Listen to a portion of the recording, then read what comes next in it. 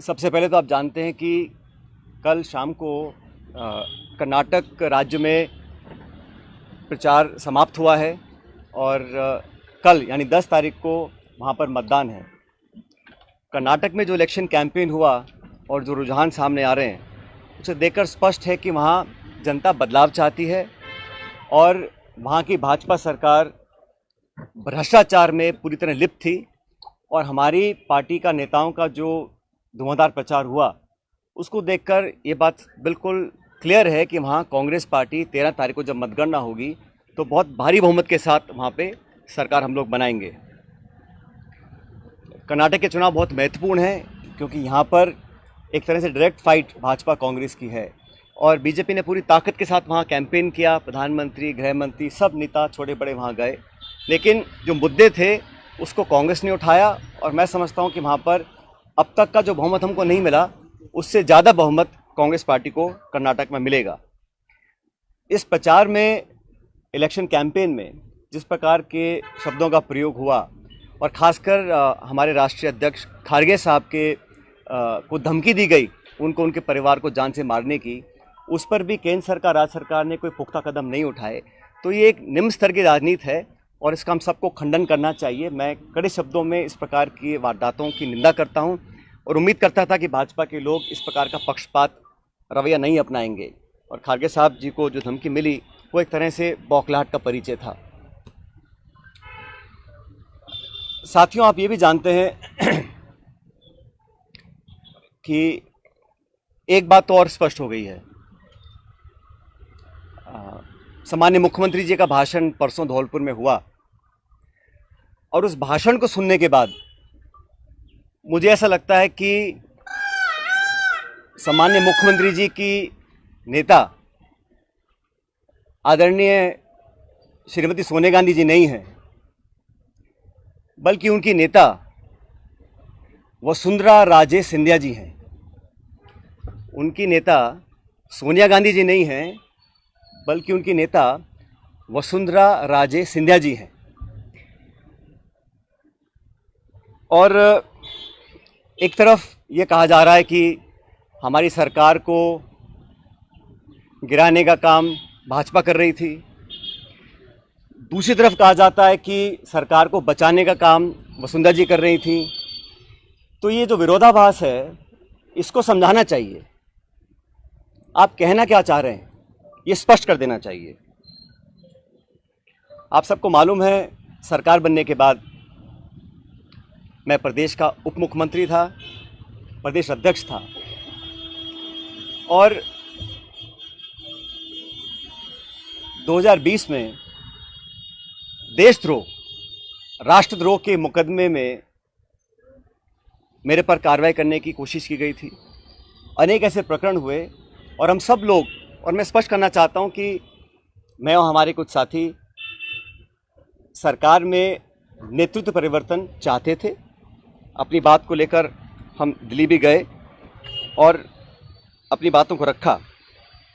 उसके बाद अखिल भारतीय कांग्रेस कमेटी ने लगातार चर्चाएं हुई और आज वो दुनिया में नहीं है, स्वर्गीय अहमद पटेल साहब, लेकिन उनके माध्यम से सब नेताओं से मुलाकात हुई और एक कमेटी का गठन हुआ, एआईसीसी ने किया। उसमें माखन साहब, वेणुगोपाल जी और अहमद पटेल जी सदस्य थे और उस कमेटी का एक काम था।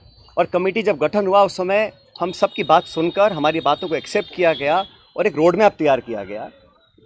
बहुत सारी बातें उसमें थी, मैं उसका उल्लेख नहीं करूँगा, लेकिन कमेटी का गठन हुआ और उसके बाद से हम सब ने, चाहे वो राज्यसभा के चुनाव हों, चाहे विधानसभा में मतदान हो, पार्टी का प्रचार हो, कांग्रेस को मजबूत और ताकतवर बनाने के लिए हम सभी साथियों ने जी जान से कोशिश की और मेहनत की और 2.5 साल का जो कार्यकाल निकला वो इस बात का प्रतीक है। अनुशासन तोड़ने का काम कभी भी किसी ने नहीं किया। मुझे बहुत कुछ कहा गया,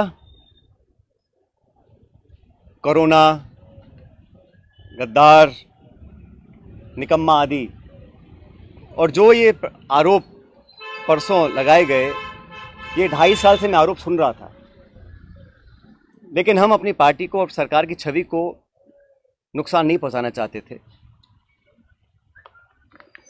इसीलिए मुझे लगा कि जो प्रकार का भाषण दिया गया, मैंने पहली बार देखा कि अपनी सरकार को, अपने ही विधायकों को, अपने नेताओं को बेइज्जत और बदनाम करने का काम हो रहा है।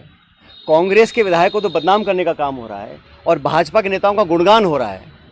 ये समझ से परे है। इस प्रकार का जो काम हुआ वो बड़ा गलत है। और हम सब लोग जो दिल्ली में गए थे अपनी बात को रखने के लिए, किन लोगों पर आरोप लगाए जा रहे हैं? ऐसे लोग जो पब्लिक लाइफ में 30, 40, 45 साल से हैं। 3 दिन पहले मैं बाड़मेर में था। सम्मानीय हेमाराम जी 1980 से विधायक हैं। उनकी क्या छवि है, मतदाता, पब्लिक, उनके क्षेत्र के लोग उनको अच्छी तरह जानते हैं, उनकी क्या क्रेडिबिलिटी है और क्या पब्लिक लाइफ में उनका अब तक का इतिहास रहा। ओला साहब, जिनके स्वर्गीय पिताजी 1957 से चुनाव लड़ रहे हैं, बड़े बड़े पदों पर रहे। और हेमाराम जी ने तो अपने नौजवान बेटे की मौत में और याद में एक छात्रावास बनाया है। 100 करोड़ की ज़मीन तो उनकी बाड़मेर में निजी ज़मीन को उन्होंने दान किया समाज के लिए, लोगों के लिए। पैसा इकट्ठा कर 22 करोड़ का एक हॉस्टल बनाया 150 बच्चों के लिए, गरीब बच्चों के पढ़ने के लिए। इन सब लोगों पर इस प्रकार के आरोप लगा देना मैं समझता हूं बहुत गलत है, बहुत निंदनीय है। और मैं सिरे से इन बेबुनियाद और झूठे आरोपों को नकारता हूं। बहुत से साथियों को मंत्री बनाया इस सरकार के अंदर, बड़े बड़े पद दिए गए। कोई चेयरमैन है, कोई कॉर्पोरेशन में मेंबर है, कोई पार्टी के पदों पर बैठे हैं। 3 साल हो गए।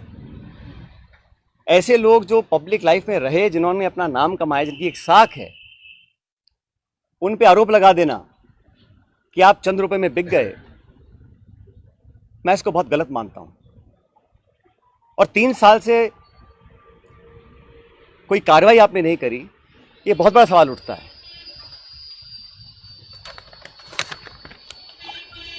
साथियों, हम दिल्ली में गए, अपनी बात को रखा और उसके बाद सारे तथ्यों को संज्ञान में लेने के बाद हमारी अध्यक्षा सोनिया गांधी जी ने 25 सितंबर को सम्मानीय माकन साहब और सम्मानीय खड़गे जी को जयपुर भेजा था। आप सब जानते हैं।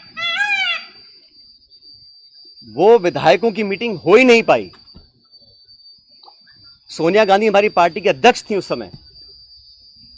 उनकी जो अवहेलना हुई, उनकी जो मानहानि हुई, उनकी जो बेइज्जती हुई, वो गद्दारी थी। इतने सारे विधायक, 20, 30, 40, पता नहीं कितने विधायकों को उनकी इच्छा के खिलाफ इस्तीफा दिलवाया गया, अपनी सरकार को संकट में खड़ा करा गया। बहुत से लोग आरोप लगाते हैं कि मोदी और शाह के कहने पर इस्तीफे दिलवा दिए गए। अब ये बात मुझे बोले और मैं जाके मंच पे इस बात को बोलूं, ये शोभा देता है क्या? तो मुझे लगता है कि अब तक जो हुआ उस घटनाक्रम में वो इस बात को दिखलाता है अनुशासनहीनता किसने करी, पार्टी का डिसिप्लिन किसने तोड़ा और सही मायने में संगठन को और सरकार को कौन मजबूत कर रहा है, कौन कमजोर कर रहा है। और अपने नेताओं को खुश करने के लिए बहुत सारे लोग तरह तरह की बातें करते हैं। कोई किसी की चुगली करता है, कोई किसी की चुगली करता है। मुझे बहुत सारे लोग आके बहुत सारी बातें बोलते हैं कि यहाँ हजारों करोड़ का घोटाला हो गया, यहाँ ये स्कैम हो गया। इन्हीं बातों को मैं मंच पर आकर इनका बखान करूं, ये शोभा नहीं देता। ये गंभीर राजनीति का परिचय नहीं है।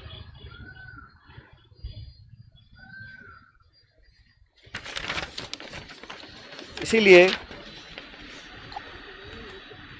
मैं, आप जानते हो, पिछले 1.5 साल से चिट्ठियां लिख रहा हूं वसुंधरा जी के कार्यकाल में जो तमाम गंभीर भ्रष्टाचार के आरोप हमने लगाए, अशोक गहलोत जी ने लगाए, मैंने लगाए, मंचों पर लगाए, प्रेस कॉन्फ्रेंस करके लगाए, उनकी जांच क्यों नहीं हो पा रही थी। अब मुझे समझ में आ रहा है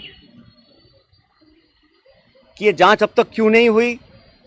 मेरे चिट्ठियां लिखने के बावजूद मैं 11 अप्रैल को जयपुर में अनशन पर बैठा इस मांग को लेकर,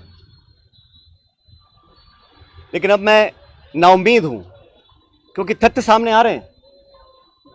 कार्रवाई क्यों नहीं हो और क्यों नहीं होगी, ये बात भी स्पष्ट हो चुकी है। इसलिए मैं ऐसा मानता हूं कि हम लोग जो पब्लिक लाइफ में हैं, जनता ही भगवान है और जनता जनार्दन के सामने हम सबको नतमस्तक होना पड़ेगा। मैंने करप्शन की इशू को लगातार उठाया, पहले भी उठाया, आज भी उठा रहा हूं, आगे भी उठाता रहूंगा। जब जब मैं वसुंधरा जी के करप्शन की बात करता हूं या जो पेपर लीक हुए जिसमें लाखों बच्चों के भविष्य पर सवाल चिन्ह खड़े हो गए, उस पर कोई जवाब नहीं आता। इसलिए साथियों, मैंने निर्णय लिया है कि आरपीएससी, जहां से कई सारे पेपर लीक हुए, बहुत सारी वहां पे खबरें आई कि वहां पर तमाम भ्रष्टाचार हो रहा है, अजमेर स्थित आरपीएससी है। मैं 11 तारीख को, परसों, अजमेर से एक यात्रा निकालूंगा। जनता के बीच जाकर जनता की आवाज़ सुनेंगे, जनता के मुद्दों को उठाएंगे और जैसा मैंने शुरू में कहा, जनता जनार्दन है, तो जनता के बीच जाना हम सबका दायित्व बनता है। और जो करप्शन के इश्यूज़ हैं, जो नौजवानों के इश्यूज़ हैं, जो पेपर लीक और पेपर कैंसिल के और नौजवानों के हितों से जुड़े मुद्दे हैं, उनको उठाकर मैं एक जन संघर्ष यात्रा निकालने जा रहा हूं, जो 11 तारीख को शुरू होगी अजमेर से और जयपुर की तरफ हम लोग आएंगे। लगभग 125 किलोमीटर की यात्रा है।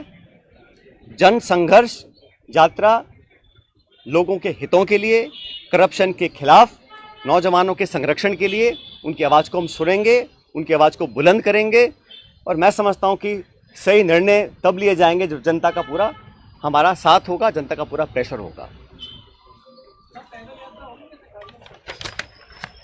पद यात्रा है, जन संघर्ष पद यात्रा 11 मई को मैं अजमेर से शुरू करूंगा और हम जयपुर आएंगे। लगभग 5 दिन का समय इस यात्रा में लगेगा। जैसे मैंने कहा, ये यात्रा किसी के विरोध में ना होकर करप्शन के विरोध में है, नौजवानों के पक्ष में है। जो तमाम जनता में आज मुद्दे हैं, जो इशूज़ को लेकर हम राजनीति करते हैं, जिन इशू पर मैं हमेशा अपनी बात रखता आया हूं, उनके बीच जाकर, उनकी बात सुनकर, उनकी आवाज़ बनने की हम लोग कोशिश करेंगे। और ये अभियान शुरू होगा 11 तारीख को। ये पायलट साहब अशोक गहलोत जी ने एक बात और कही थी, जिसका आज ये पॉलिटिकल स्टैंड क्या रहेगा, क्योंकि सबसे बड़ी जो राजनीतिक उत्सुकता यही बनी हुई है कि आपका स्टैंड क्या रहेगा, पार्टी में रहकर संघर्ष करेंगे? मैंने कहा ना आपको, कुछ लोग ऐसे हैं जो चाहते हैं कि कांग्रेस कमज़ोर हो, कांग्रेस में फूट पड़े, और जैसे मैंने कहा, बदनाम करने की, आरोप लगाने की, आलोचना करने की, चरित्र हनन करने की कहीं कोशिश अगर हो रही है तो उसको हम नाकाम करेंगे। हमारी पार्टी को जो लोग कमज़ोर करना भी चाहते हैं उनको हम होने नहीं देंगे। लेकिन पब्लिक इश्यूज़ पे जो मेरा स्टैंड पहले था, वही स्टैंड आज भी है और आगे भी रहेगा। और जो करप्शन हुआ, जिसको हमने सैकड़ों बार पब्लिक में उसको एक्सेप्ट किया, उस पर 4.5 साल तक हम कोई कार्रवाई नहीं कर पा रहे हैं।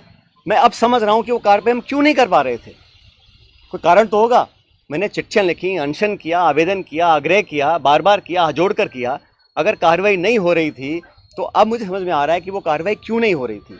लेकिन किसी भी नेता से बड़ी जनता होती है, तो जनता के समक्ष हम जाएंगे, इन बातों को रखेंगे। और जो लाखों लाख बच्चों के पेपर कैंसिल हुए, जिनके माँ बापों ने अपना पेट काट कर उनके ट्यूशन के पैसे दिए, उनको साल 2 साल मेहनत करवाई, जो कभी ओवरेज हो सकते हैं, जिनका भविष्य के आगे उनको पता नहीं वो क्या करेंगे, जो विश्वास और जो एक क्रेडिबिलिटी होती है, अगर वो सिस्टम से ख़त्म हो जाएगी तो फिर आने वाला समय बहुत मुश्किल होगा।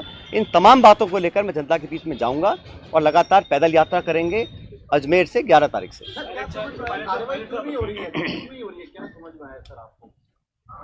मैंने कहा ना, मैंने जो धौलपुर का भाषण सुना माननीय मुख्यमंत्री जी का, उसको सुनने के बाद अब मैं समझ गया हूं कि वो कार्रवाई अब तक क्यों नहीं हुई और मेरे तमाम आग्रह करने के बाद भी क्यों नहीं हो रही। मैं समझ गया क्यों नहीं हो रही है। वो कह तो रहा हूं मैं आपको।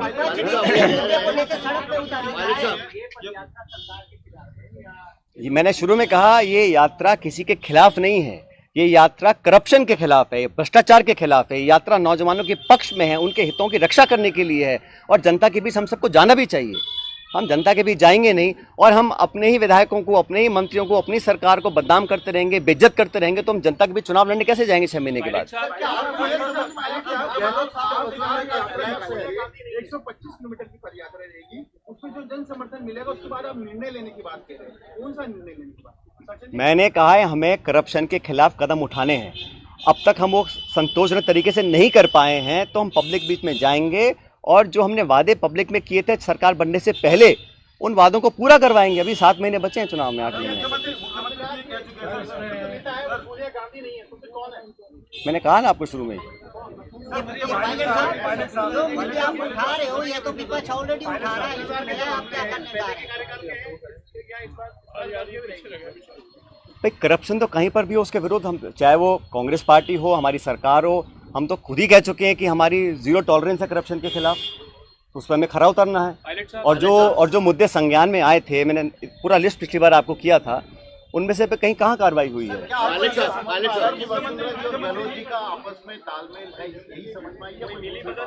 भाई मैंने कुछ नहीं कहा आपको। मैंने इतना कहा कि धौलपुर के परसों के भाषण के बाद मुझे समझ में आ गया है कि कार्रवाई अब तक क्यों नहीं हुई। कोई कारण तो होगा ना। जिस बात को मैं 5 साल लगातार बोल रहा हूँ, सरकार में आने के बाद नहीं कर रहा हूँ, तो क्या कारण थे? वो कारण सामने आ गए अब। सर उसी भाषण में, सर पायलट साहब, उसी भाषण में मुख्यमंत्री ने कहा कि एआईसीसी से पैसा दिलवा देंगे। उसी भाषण में मुख्यमंत्री ने कहा। ये इसका जब ऐसा है, मैंने आपको शुरू में कहा कि मैं किसी पे आरोप लगा दूं कि इसने 1000 करोड़ खा गया, 10,000 करोड़ खा गया, 1 लाख करोड़ खा गया, उसका कोई मतलब नहीं है। पब्लिक लाइफ में अगर तथ्य प्रमाण किसी के पास हैं तो कार्रवाई कर देनी चाहिए थी। अब तक क्यों नहीं करी? और ये जो पैसे की बात है, जिन लोगों का पूरा राजनीतिक जीवन सिर्फ पैसे के दम पर पनपा हो, शायद उनको हर चीज़ में पैसा नोट दिखाई देता है। ऐसा नहीं है। पब्लिक जज्बात भी कुछ होते हैं, पब्लिक वोट भी कुछ होती है, पब्लिक इमेज भी कुछ होती है। जिन लोगों की राजनीति सिर्फ पैसे के दम पर चलती आई हो, उनको हर चीज़ में अगर पैसा दिखता है, उसका मेरे पास कोई जवाब नहीं है। मैं 3 साल से बातों को सुन रहा हूँ। मैंने बार बार कहा है कि करप्शन के खिलाफ हम सबको लड़ना है। अगर किसी पे कार्रवाई करनी तो कर देनी चाहिए थी। इंतजार किस बात का है? और जिन लोगों पे आरोप लगा रहे हैं, समझना चाहिए उनकी 30, 40, 50 साल की राजनीति है। हम भी बड़े बड़े पदों पर रहे हैं, केंद्र में रहे हैं, राज्य में रहे हैं, निर्वाचित रहे हैं, पब्लिक के सामने काम किया है। अगर कोई उंगली उठा सकता है बता दे हमारे को। इस तरह के आरोप लगाने से, सुन ले मेरी बात,